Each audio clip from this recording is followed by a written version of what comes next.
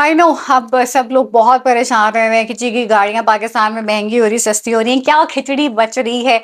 एक तो इम्पोर्टेंट बात ये है कि मेरे प्यारे प्यारे प्यारे सब्सक्राइबर्स एंड फॉलोअर्स, आप लोग पिछली सारी वीडियो देखा करें। यूट्यूब पे जो भी देखता है ना, उनको सारा आइडिया होता है, बिकॉज मैं उसको ना बहुत डिटेल में एक्सप्लेन कर देती हूँ। जो दूसरे प्लेटफॉर्म्स के ऊपर है ना, फेसबुक पे और इंस्टाग्राम के ऊपर, आप लोग आधी बात सुनते हैं, क्योंकि आपको पता नहीं होता कि उस 1 मिनट के कंटेंट के अंदर जो है आप बहुत लिमिटेड इन्फॉर्मेशन शेयर कर सकते हैं। सो थोड़ा सा मुश्किल मेरे लिए भी होता है कि मैं आपको एक छोटे से टाइम फ्रेम के अंदर जो है इतनी सारी इन्फॉर्मेशन दे दूं। लेकिन मैंने ये सोचा कि वहां से भी ना, जितनी भी ऑडियंस है उसको मैं कहूंगी कि जाके बस यूट्यूब के ऊपर वीडियो देखे, ताकि मैं जरा डिटेल में आपको एक्सप्लेन कर सकूं कि क्या सिनारियो इस वक्त चल रहा है जी पाकिस्तान की ऑटोमोटिव इंडस्ट्री के अंदर। सबसे पहले तो सलाम करना भूल गई थी, अस्सलाम वालेकुम। मैंने कहा जरा हुक शुरू में जो है ना आपको पता चल जाएगा डिटेल क्या होने वाली है इन्फॉर्मेशन की। और जैसे कि बजट एक्सपेक्टेड था, बजट में क्या चेंजेस होने थे उस वक्त, जब मैं गई थी बजट से 2 हफ्ते पहले चंगान के शोरूम में, तो वहां पे भी काफी सारे लोग मुझे कह रहे थे, वहीं के सेल्स पर्सन भी कह रहे थे कि जी रीव जो है वो महंगी होने वाली है। SO5 जिसके ऑलरेडी जो है बेतहाशा बुकिंग्स वगैरह जो है वो शुरू हो गई हुई थी, बल्कि चल नहीं है।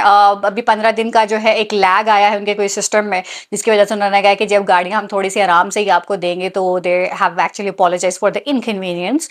बट अपार्ट फ्रॉम दैट उनके रिप्रेजेंटेटिव्स भी ये कह रहे थे कि जी 25 लाख तक गाड़ी जो है ना वो महंगी हो सकती है, कि 1 करोड़ की गाड़ी आपको मिलेगी 1 करोड़ 25 लाख की after the budget, because it is रीव and it is a EV. But I was 110% sure because कुछ चीजें होती हैं वो पब्लिक पॉलिसी के तहत होती हैं, तो पब्लिक पॉलिसी के अकॉर्डिंग जो एक विजन है कि 2030 तक, जब हम एसडीजीज के बारे में बात कर रहे हैं, हम क्लाइमेट चेंज के बारे में बात कर रहे हैं, BYD के CEO ने भी कहा था कि पाकिस्तान में बाय 2030 जो है ऑलमोस्ट मोर देन 80% जो गाड़ियां हैं वो इलेक्ट्रिक या हाइब्रिड्स होंगी।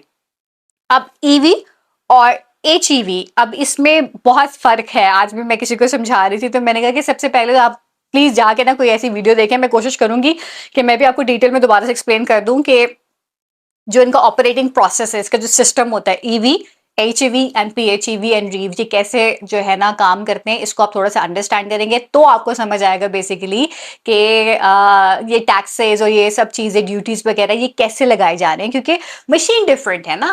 अब बाहर सिर्फ 4 पहिए के साथ जो एक बॉडी स्ट्रक्चर लगा दिया गया, लेकिन मशीन डिफरेंट होती है। अच्छा, अब बात हम कर लेते हैं कि जी गाड़ियां जो है कौन सी महंगी हो रही, कौन सी सस्ती हो रही है। इम्पोर्ट ड्यूटी कम हुई। इम्पोर्ट ड्यूटी जब कम हुई तो 1000 सीसी की जितनी गाड़ियां थी ना, उसके ऊपर तकरीबन आपको 1.5 लाख रुपए जो है वो कम पड़ेगा। आप जितनी भी इम्पोर्टेड गाड़ियां आप लेंगे 1000 सीसी से कम, यानी कि 660, 800 या 1000 की भी अगर कोई आपको मिल जाती है तो। बाकी 1000 से 2000 के बीच में जो है वो आपको तकरीबन, मैं आपको टॉप लिमिट बता रही हूँ कि आपको तकरीबन 180K तक की जो है वो प्राइस रिडक्शन मिलेगी। अब बिकॉज ये अप टू 40%, अप टू 50% कह रहे थे कि ड्यूटीज कम होंगी। हर गाड़ी, अब गाड़ी चाइना से आ रही है, जापान से आ रही है, यूरोप से आ रही है, अमेरिका से आ रही है, कैसे पता होगा आपको, ठीक है। तो आप हमेशा रेंज देते होते हैं, कभी भी आपको ये नहीं कंफर्म होता कि ये मॉडल सस्ता होगा, ये मॉडल महंगा होगा। अगर तो कंपनी खुद ऐसी बात कोई करती है ना, तो फिर ऑब्वियसली उनका प्रोडक्ट है, what ever they can say.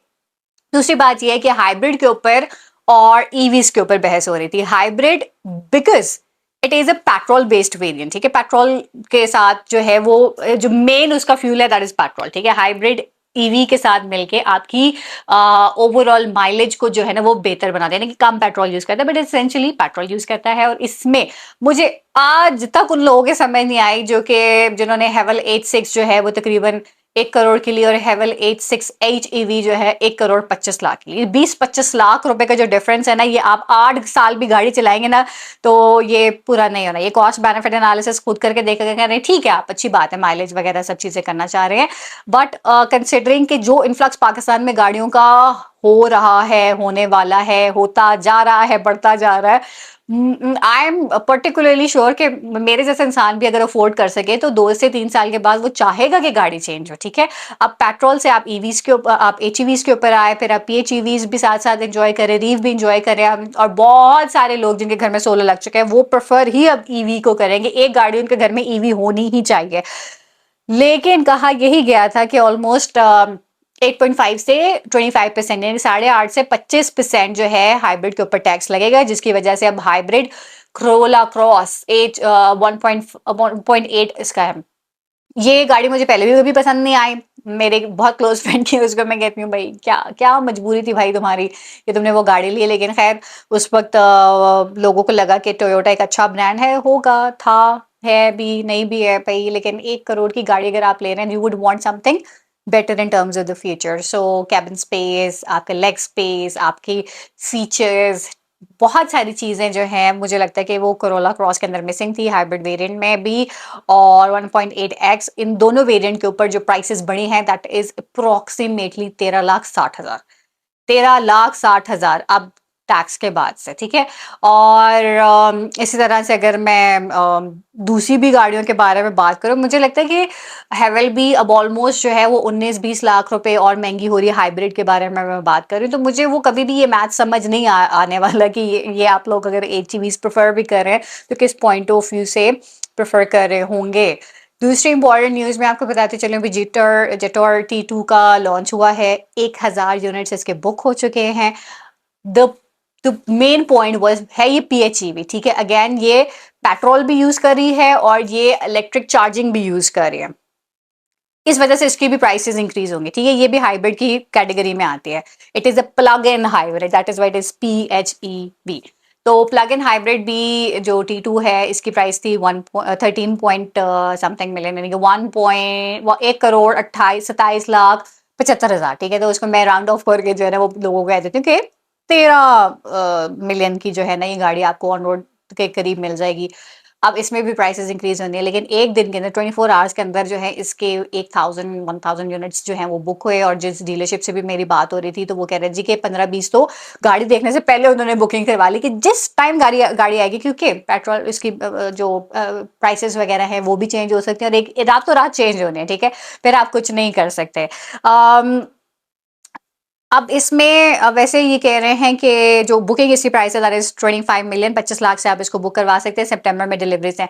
तो अभी भी अगर आप सोच रहे हैं कि आपने प्लग इन हाइब्रिड लेनी है तो परफॉर्मेंस के अलावा अगर आप लुक्स और वो सब चीजें देखते हैं तो Jetour is a good option. Performance wise ये H6 और यानी कि हैवल PHEV और दूसरी जो हमारी चेरी टीगो 9 PHEV है उससे थोड़ी सी हल्की है in terms of the strength. It is a 4 wheel drive, four मतलब आगे वाली टू व्हील ड्राइव जो है ना, फ्रंट व्हील ड्राइव जो होती है।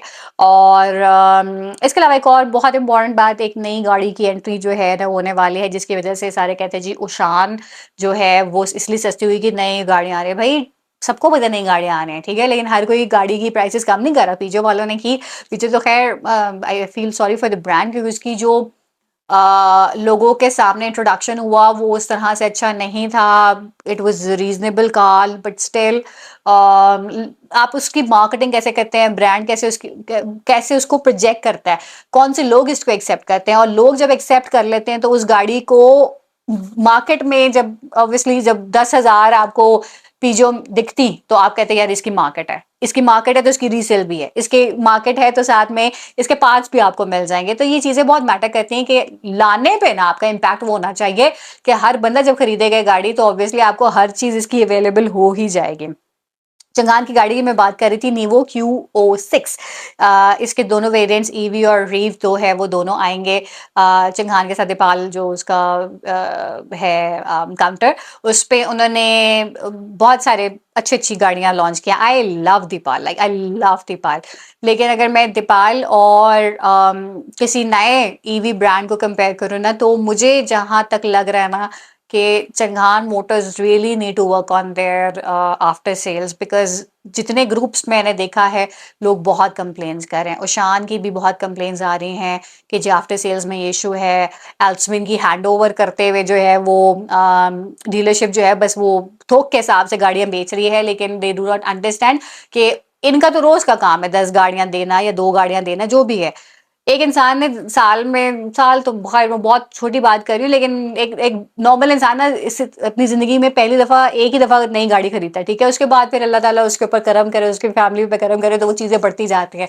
लेकिन अगर कोई इंसान इतनी मेहनत करके गाड़ी खरीदे तो आपको उसको थोड़ी सी एक्साइटमेंट, उसकी उसकी एम्पैथी के साथ जो है ना कि उस इंसान को क्या फील हो रहा है, you have to make that moment very special instead के बस आप जाएं और जी खुद ही देख लें गाड़ी चलती है। बहुत सारी चीजें उस वक्त नहीं पता होती, जिस तरह मुझे बताया कि जी के इसके अनलॉक के बटन को डबल प्रेस करें, लॉन्ग प्रेस करें तो जी शीशे नीचे हो जाते हैं। वो आज तक मुझे पता ही नहीं चला। अच्छा होते हैं, कभी भी नहीं हुए मेरे तो, खैर नहीं हुए, मुझे नहीं पता किसी के हुए हैं कि नहीं। खैर बहुत सारी इन्फॉर्मेशन जो है वो आती जाएगी। मैंने कहा कि क्योंकि आप लोग लोगों को ऐसी इन्फॉर्मेशन मेरे दिमाग में होती है, कोई बात करता है मुझे तो आ जाती है। मैंने कहा क्यों ना ऐसी इन्फॉर्मेशन रोजाना मैं आपके लिए लेके आऊँ। तो आज से मेरा प्रॉमिस है कि हर रोज ऐसी इन्फॉर्मेशन आपके लिए आएगी। और ना आए तो फिर मुझे मैसेज कर दीजिएगा। अपना बहुत ख्याल रखें, कोई पर्टिकुलर सवाल हो तो ज़रूर कीजिएगा। And till then take care, अल्लाह हाफ़िज़।